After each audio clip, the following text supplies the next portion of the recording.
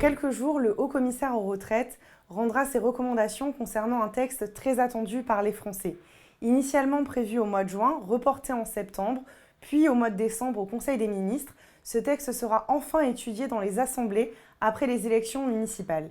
Initialement prévu comme un texte fondateur du quinquennat, ce texte est devenu un véritable fardeau pour la majorité gouvernementale. Ce sera finalement une loi cadre qui ne permettra pas d'avoir un débat serein et apaisé au sein des deux hémicycles, à l'Assemblée nationale et au Sénat. Il demeure encore énormément d'interrogations.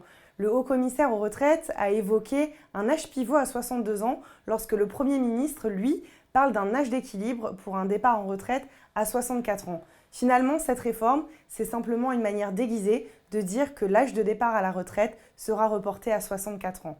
D'autres interrogations demeurent, notamment concernant la pénibilité ou les métiers à risque.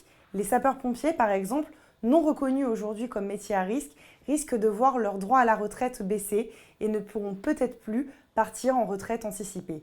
Il reste également des interrogations, notamment concernant les pensions de réversion. En bref, c'est une affaire à suivre.